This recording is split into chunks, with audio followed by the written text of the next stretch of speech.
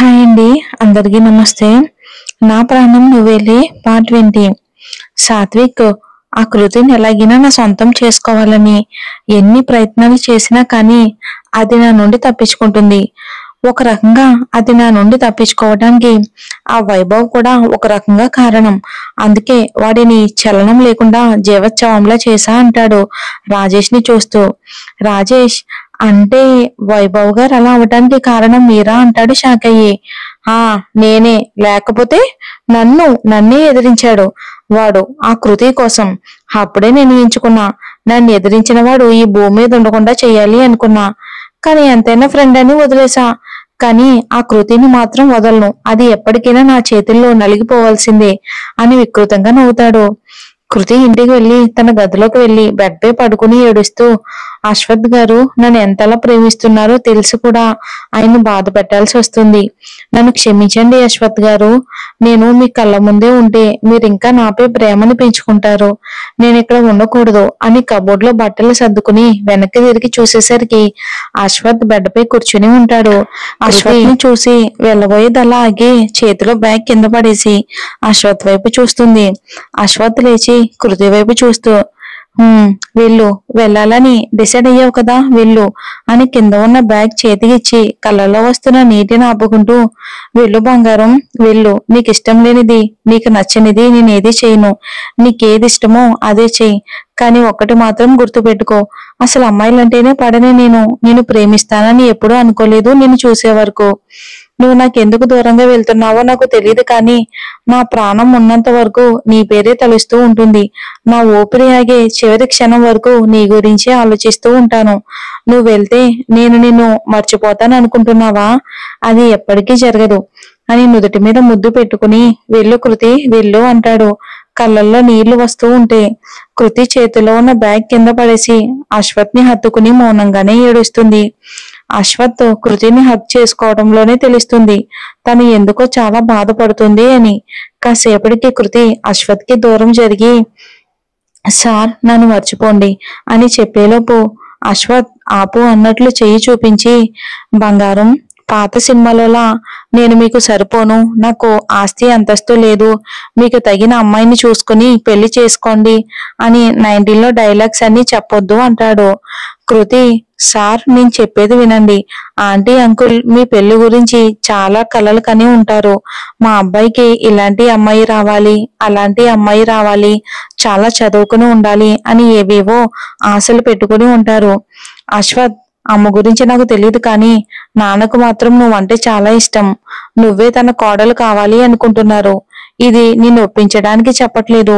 నీ మనసులో ఎలాంటి పిచ్చి భయాలున్నా పోగొట్టాలని చెప్తున్నా అంటాడు. కృతి మనసులోనే, ఈయనకి ఎలా చెప్పాలి నా గురించి? నా గతం గురించి తెలిస్తే నన్ను ప్రేమించే మీరు నన్ను ద్వేషించొచ్చు, కానీ నా గురించి మీకేం చెప్పినా మీరు వినిపించుకునేలా లేరు. ఏం చెయ్యాలి? ప్రణవ్ అన్నయ్యకి ఫోన్ చేసి చెప్తా అని మళ్ళీ, వద్దులే, అన్నయ్య దీక్ష హ్యాపీగా బయటికి వెళ్లారు, వాళ్ళని డిస్టర్బ్ చేయటం ఎందుకు, ఎలాగో ఈవినింగ్ వస్తారు కదా. సార్కు అన్నయ్య వచ్చేంత వరకు అశ్వత్ గారికి కనబడకుండా దూరంగా ఉండాలి అని అశ్వత్ వైపు చూసి, మీకు కాఫీ తీసుకుని వస్తా ఉండండి అని కిచెన్ లోకి వెళ్తుంది. కృతి కిచెన్ లోకి వెళ్లి కాఫీ పెడుతుంది. డోర్ దగ్గర నిలబడి అశ్వత్ కృతిని చూస్తూ ఉంటాడు. ఎవరో తనని చూస్తున్నట్టు అనిపించి కృతి డోర్ వైపు చూస్తుంది. దానికి అశ్వత్ నవ్వుతూ కృతి దగ్గరకు వచ్చి బెండ్ అయ్యి రోజిస్తూ, ఐ లవ్ యూ బంగారం అంటాడు. కృతి ఇబ్బందిగా, అశ్వత్ గారు ఏంటిది, లేవండి. అశ్వత్, నువ్వు చెప్పు బంగారు, నేనంటే నీకు ఇష్టమో కాదో. అశ్వత్ గారు, ముందు మీరు లేవండి అంటుంది. కృతి, నో బంగారం, నీ మనసులో ఏముందో నేను తెలుసుకోవాలి అనుకుంటున్నాను. నీ మనసులో ఏముందో అదే చెప్పు. ఎస్ ఆర్ నో, నీ సమాధానం ఏదైనా సరే నేను మనస్ఫూర్తిగానే దాన్ని ఒప్పుకుంటాను అంటాడు. కృతి మనసులో, మా నాన్నగారి తర్వాత ఆయనలా నన్ను ప్రేమిస్తుంది మీరే, కానీ మిమ్మల్ని బాధ పెడుతున్నా, నన్ను క్షమించండి అనుకుని కళ్ళల్లో నీళ్ళొస్తుంటే అలాగే నిలబడి ఉంటుంది. ఎంతసేపటికి కృతి ఏం మాట్లాడకపోవటంతో అసలే మన హీరో గారికి పేషెన్సీ తక్కువ. కృతి కోసం తగ్గి తనను బ్రతిమలాడుతున్నాడు. లేకపోతే అంతే, మీకు తెలుసుగా. ఇక కోపంతో చేతుల్లో ఉన్న రోజ్ విసిరేసి, అర్థమైంది, నేనంటే నీకు ఇష్టం లేదు. నేనే పిచ్చోళ్ళ నీ కోసం ఎదురు చూసి బాధపడుతున్నా. నా మీద నీకు ఏ ఫీలింగ్స్ లేనప్పుడు నేను ఇంకెక్కడ ఉండడం కూడా అనవసరం అని లేచి ఫాస్ట్ గా తన గదిలోకి వెళ్లి చేతికి దొరికిన వస్తువులను పగలగొట్టి లగేజ్ సర్దుకుంటూ ఉంటాడు. రూమ్ బయట ఉన్న కృతి, ప్లీజ్ అశ్వత్ గారు, ఆవేశపడకండి. మీరు వెళ్తే ఆంటీ అంకుల్ బాధపడతారు అని అంటుంది. కృతి వైపు అశ్వత్ కోపంగా చూసి వెళ్తూ ఉంటాడు. కృతి పరుగున అశ్వత్ ముందు నిలబడి చేతులు అడ్డంగా పెట్టి, ప్లీజ్ నా మాట వినండి అంటుంది ఏడుస్తూ. అశ్వత్, ఏం వినాలి? నీకు నేను ఎందుకు నచ్చలేదో నాకు తెలియదు, కానీ నిన్ను కళ్ళ ముందు ఉంచుకుని నిన్ను చూస్తూ నీలా ఉన్న ప్రేమను లేనట్టు నటించడం నాకు చేత కాదు. అందుకే వెళ్తున్నా. దానికి కృతి షాక్ అయ్యి అశ్వత్ వైపు చూస్తుంది. అశ్వత్, ఏంటలా చూస్తున్నావు? నీకు నేనంటే ఇష్టం కాదు, ప్రాణమని నాకు ఎప్పుడో తెలుసు. కానీ నీ అంతటా నువ్వే చెప్తావని ఇన్ని రోజులు వెయిట్ చేశాను అంటాడు సూటిగా తన కళ్ళల్లోకి చూస్తూ. కృతి ఏం మాట్లాడకుండా మౌనంగానే ఏడుస్తుంది. అశ్వత్ కృతి కళ్ళల్లోకి చూస్తూ ఒక డైరీ కృతికి చూపిస్తాడు. కృతి కంగారుగా డైరీని తీసుకోబోతుంటే అశ్వత్ డైరీని వెనక్కి తీసుకుని, ఇది నీదే కదా అంటాడు. కృతి అవునని తలాడిస్తుంది. కృతి డైరీ అశ్వత్ దగ్గరికి ఎలా వచ్చింది అనుకుంటున్నారా? వెయిట్, చెప్తాను. నో, అశ్వత్ చెప్తాడు. అశ్వత్, ఇందులో ఉన్నదంతా నిజమే కదా కృతి? మాట్లాడు, ఇందులో ఉన్నది నిజమా కాదా అంటాడు కాస్త గట్టిగా. కృతి ఆ అరుపుకు భయపడి, అవును, కానీ ఈ డైరీ మీ దగ్గరికి ఎలా వచ్చింది అంటుంది. నీ కలలోకి రోజు వస్తాను కదా, అప్పుడు తీసుకుని వచ్చా అంటాడు అశ్వత్. దానికి కృతి ఏడుపాపి, నాకు కలలు వస్తాయని మీకెలా తెలుసు? కలలోనైనా నా డైరీ ఎందుకు తెచ్చారు అంటుంది కన్నీళ్లు తుడుచుకుంటూ. అశ్వత్ తల కొట్టుకుని, నువ్వు మరీ ఇంత తింగరదానివేంటి? కృతి అలిగినట్టుగా ఫేస్ పెట్టి, నేనేం తింగరదాన్ని కాదు. దానికి అశ్వత్, అబ్దుల్ కలాం గారంతా మేధావివి మరి. కృతి, నేనేమైనంత గొప్పదాన్ని కాదులే. అయినా డైరీ ఎలా వచ్చిందో చెప్పమంటే చెప్పరేంటి అంటుంది కాస్త గట్టిగానే. ఏంటే గట్టిగా అరుస్తున్నావు అని కృతికి దగ్గరగా వస్తాడు. ఏంటి మీద మీదకి వస్తున్నారు అంటుంది కృతి అడుగులు వెనక్కి వేస్తూ. అశ్వత్ కృతి నడుం చుట్టూ చేతులు వేసి దగ్గరికి లాక్కుని, ఇప్పుడు చెప్తా విను. నేను రోజు కలలోకి వస్తున్నానని నువ్వనుకుంటున్నావు కదా, కానీ అది కల కాదు, నిజం. కృతి కళ్ళు పెద్దగా చేసి నోరు తెరిచి, ఏంటి నిజమా? అవునే తింగరి బంగారం, నిజమే.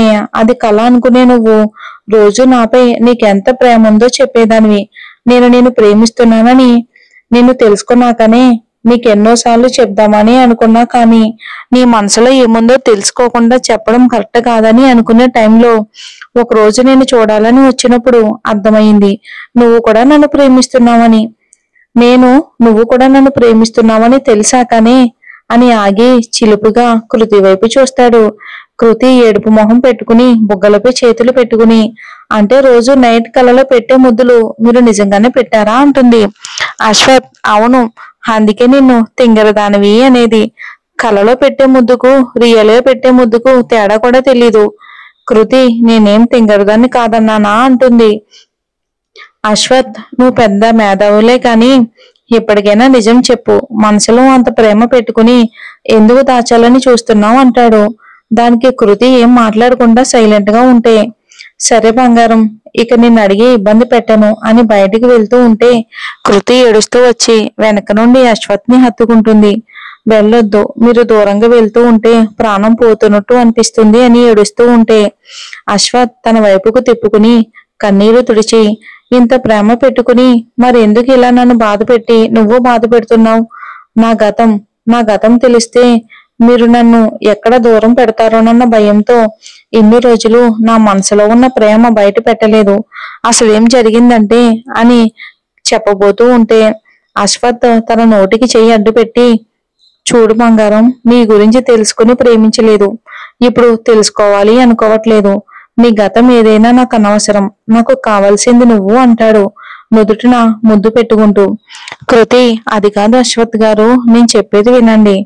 బంగారం, చెప్పాను కదా, ఇంకేం ఆలోచనలు పెట్టుకోకు అని కృతి పెదాలను అందుకోబోతాడు. కృతి చెయ్యి అడ్డుపెట్టి, ఏంటి సార్, ఏం చేస్తున్నారు? ఏంటి బంగారం, ఇది కూడా తెలీదా అంటాడు కళ్ళల్లోకి చూస్తూ.